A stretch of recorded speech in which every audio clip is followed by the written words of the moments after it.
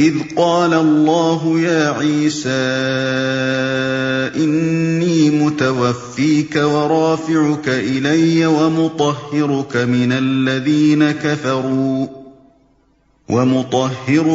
الذين كفروا وجاعل الذين اتبعوك فوق الذين كفروا إلى يوم القيامة ثم إلي مرجعكم فأحكم بينكم فيما كنتم فيه تختلفون۔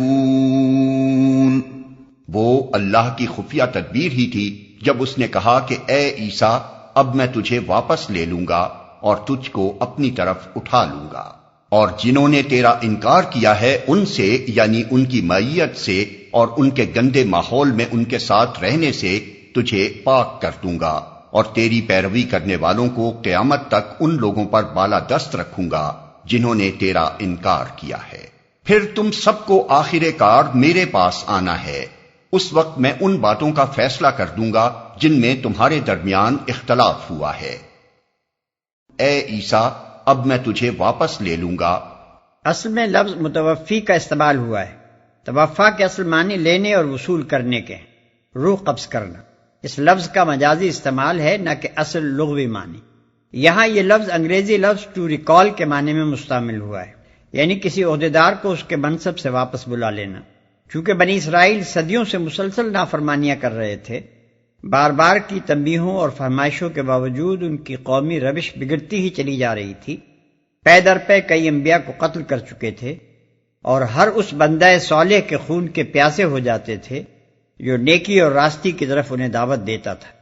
اس لیے اللہ تعالیٰ نے ان پر حجت تمام کرنے اور انہیں ایک آخری موقع دینے کے لیے حضرت عیسیٰ اور حضرت یحییٰ علیہ السلام جیسے دو جلیل القدر پیغمبروں کو بیک وقت مبعوث کیا، جن کے ساتھ مامور من اللہ ہونے کی ایسی کھلی کھلی نشانیاں تھیں کہ ان سے انکار صرف وہی لوگ کر سکتے تھے جو حق و صداقت سے انتہا درجے کا عناد رکھتے ہوں، اور حق کے مقابلے میں جن کی جسارت و بے باکی حد کو پہنچ چکی ہو۔ مگر بنی اسرائیل نے اس آخری موقع کو بھی ہاتھ سے کھو دیا، اور صرف اتنا ہی نہ کیا کہ ان دونوں پیغمبروں کی دعوت رد کر دی، بلکہ ان کے ایک رئیس نے علی الاعلان حضرت یحییٰ علیہ السلام جیسے بلند پایا انسان کا سر ایک رقاصہ کی فرمائش پر قلم کرا دیا، اور ان کے علماء و فقہا نے سازش کر کے حضرت عیسیٰ علیہ السلام کو رومی سلطنت سے سائے موت دلوانے کی کوشش کی۔ اس کے بعد بنی اسرائیل کی فرمائش پر مزید وقت اور قوت صرف کرنا بالکل فضول تھا، اس لیے اللہ تعالیٰ نے اپنے پیغمبر کو واپس بلا لیا اور قیامت تک کے لیے بنی اسرائیل پر ذلت کی زندگی کا فیصلہ لکھ دیا۔ یہاں یہ بات اور سمجھ لینی چاہیے کہ قرآن کی یہ پوری تقریر دراصل عیسائیوں کے عقیدہ الوہیت مسیح کی تردید و اصلاح کے لیے، اور عیسائیوں میں اس عقیدے کے پیدا ہونے کے اہم ترین اسباب تین تھے۔ ایک، حضرت مسیح علیہ السلام کی اعجازی ولادت۔ دو، ان کے صریح محسوس ہونے والے معجزات۔ تین، ان کا آسمان کی طرف اٹھایا جانا، جس کا ذکر صاف الفاظ میں ان کتابوں میں پایا جاتا ہے۔ قرآن نے پہلی بات کی تصدیق کی اور فرمایا کہ مسیح کا بے باپ پیدا ہونا محض اللہ کی قدرت کا کرشمہ تھا۔ اللہ جس کو جس طرح چاہتا ہے پیدا کرتا ہے۔ یہ غیر معمولی طریقہ پیدائش ہرگز اس بات کی دلیل نہیں ہے کہ مسیح خدا تھا یا خدائی میں کچھ بھی حصہ رکھتا تھا۔ دوسری بات کی بھی قرآن نے تصدیق کی اور خود مسیح کے معجزات ایک ایک کر کے گنائے، مگر بتا دیا کہ یہ سارے کام اس نے اللہ کے اذن سے کیے تھے، بے اختیار خود کچھ بھی نہیں کیا۔ اس لیے ان میں سے بھی کوئی بات ایسی نہیں ہے جس سے تم یہ نتیجہ نکالنے میں کچھ بھی حق بجانب ہو کہ مسیح کا خدائی میں حصہ۔ اب تیسری بات کے متعلق اگر عیسائیوں کی روایت سرے سے بالکل ہی غلط ہوتی، تب تو ان کے عقیدہ الوہیت مسیح کی تردید کے لیے ضروری تھا کہ صاف صاف کہہ دیا جاتا کہ جسے تم الہ اور ابن اللہ بنا رہے ہو وہ مر کر مٹی میں مل چکا ہے، مزید اطمینان چاہتے ہو تو فلاں مقام پر جا کر اس کی قبر دیکھ لو۔ لیکن ایسا کرنے کے بجائے قرآن صرف یہی نہیں کہ ان کی موت کی تصریح نہیں کرتا، اور صرف یہی نہیں کہ ایسے الفاظ استعمال کرتا ہے جو زندہ اٹھائے جانے کے مفہوم کا کم از کم احتمال تو رکھتے ہی ہیں، بلکہ عیسائیوں کو الٹا یہ اور بتا دیتا ہے کہ مسیح سرے سے صلیب پر چڑھائے ہی نہیں گئے، یعنی وہ جس نے آخری وقت میں ایلی ایلی لما شبقتانی کہا تھا، اور وہ جس کی صلیب پر چڑھی ہوئی حالت کی تصویر تم لیے پھرتے ہو، وہ مسیح نہ تھا، مسیح کو تو اس سے پہلے ہی خدا نے اٹھا لیا تھا۔ اس کے بعد جو لوگ قرآن کی آیات سے مسیح کی وفات کا مفہوم نکالنے کی کوشش کرتے ہیں، وہ دراصل یہ ثابت کرتے ہیں کہ اللہ میاں کو صاف سلجھی ہوئی عبارت میں اپنا مطلب ظاہر کرنے تک کا سلیقہ نہیں ہے۔ اعاذنا اللہ من ذالک۔ اور تیری پیروی کرنے والوں کو قیامت تک ان لوگوں پر بالا دست رکھوں گا جنہوں نے تیرا انکار کیا ہے۔ انکار کرنے والوں سے مراد یہودی ہیں جن کو حضرت عیسیٰ علیہ السلام نے ایمان لانے کی دعوت دی اور انہوں نے اسے رد کر دیا۔ بخلاف اس کے پیروی کرنے والوں سے مراد اگر صحیح پیروی کرنے والے ہوں تو وہ صرف مسلمان ہیں، اور اگر اس سے مراد فی الجملہ آن جناب کے ماننے والے ہوں تو ان میں عیسائی اور مسلمان دونوں شامل ہیں۔ فَأَمَّا الَّذِينَ كَفَرُوا فَأُعَذِّبُهُمْ عَذَابًا شَدِيدًا فِي الدُّنْيَا وَالْآخِرَةِ وَمَا لَهُم مِّن نَّاصِرِينَ۔ جن لوگوں نے کفر و انکار کی روش اختیار کی ہے انہیں دنیا اور آخرت دونوں میں سخت سزا دوں گا اور وہ کوئی مددگار نہ پائیں گے۔ وَأَمَّا الَّذِينَ آمَنُوا وَعَمِلُوا الصَّالِحَاتِ فَيُوَفِّيهِمْ أُجُورَهُمْ وَاللَّهُ لَا يُحِبُّ الظَّالِمِينَ۔ اور جنہوں نے ایمان اور نیک عملی کا رویہ اختیار کیا ہے انہیں ان کے اجر پورے پورے دے دیے جائیں گے، اور خوب جان لے کہ ظالموں سے اللہ ہرگز محبت نہیں کرتا۔ ذَلِكَ نَتْلُوهُ عَلَيْكَ مِنَ الْآيَاتِ وَالذِّكْرِ الْحَكِيمِ۔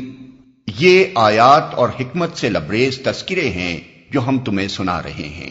إِنَّ مَثَلَ عِيسَىٰ عِندَ اللَّهِ كَمَثَلِ آدَمَ خَلَقَهُ مِن تُرَابٍ ثُمَّ قَالَ لَهُ كُن فَيَكُونُ۔ اللہ کے نزدیک عیسیٰ کی مثال آدم کی سی ہے کہ اللہ نے اسے مٹی سے پیدا کیا اور حکم دیا کہ ہو جا، اور وہ ہو گیا۔ یعنی اگر محض اعجازی پیدائش ہی کسی کو خدا یا خدا کا بیٹا بنانے کے لیے کافی دلیل ہو، تب تو پھر تمہیں آدم کے متعلق بدرجہ اولا ایسا عقیدہ تجویز کرنا چاہیے تھا، کیونکہ مسیح تو صرف بے باپ ہی کے پیدا ہوئے تھے، مگر آدم علیہ السلام ماں اور باپ دونوں کے بغیر پیدا ہوئے۔ الحق من ربك فلا تكن من الممترین۔ یہ اصل حقیقت ہے جو تمہارے رب کی طرف سے بتائی جا رہی ہے، اور تم ان لوگوں میں شامل نہ ہو جو اس میں شک کرتے ہیں۔ یہاں تک کہ تقریر میں جو بنیادی نکات عیسائیوں کے سامنے پیش کیے گئے ان کا خلاصہ علی ترتیب حسب ذیل۔ پہلا امر جو ان کے ذہن نشین کرنے کی کوشش کی گئی ہے یہ ہے کہ مسیح علیہ السلام کی الوہیت کا اعتقاد تمہارے اندر جن وجوہ سے پیدا ہوا ہے ان میں سے کوئی وجہ بھی ایسے اعتقاد کے لیے صحیح نہیں ہے۔ ایک انسان تھا جس کو اللہ نے اپنی مصلحتوں کے تحت مناسب سمجھا کہ غیر معمولی صورت سے پیدا کرے اور اسے ایسے معجزے عطا کرے جو نبوت کی صریح علامت ہوں، اور منکرین حق کو اسے صلیب پر نہ چڑھانے دے بلکہ اس کو اپنے پاس اٹھا لے۔ مالک کو اختیار ہے اپنے جس بندے کو جس طرح چاہے استعمال کرے۔ محض اس غیر معمولی برتاؤ کو دیکھ کر یہ نتیجہ نکالنا کیسے صحیح ہو سکتا ہے کہ وہ خود مالک تھا یا مالک کا بیٹا تھا یا ملکیت میں اس کا شریک تھا۔ دوسری اہم بات جو ان کو سمجھائی گئی ہے وہ یہ ہے کہ مسیح جس چیز کی طرف دعوت دینے آئے تھے وہ وہی چیز ہے جس کی طرف محمد صلی اللہ علیہ وسلم دعوت دے رہے ہیں۔ دونوں کے مشن میں یک سر منہ فرق نہیں ہے۔ تیسرا بنیادی نقطہ اس تقریر کا یہ ہے کہ مسیح کے بعد ان کے حواریوں کا مذہب بھی یہی اسلام تھا جو قرآن پیش کر رہا ہے۔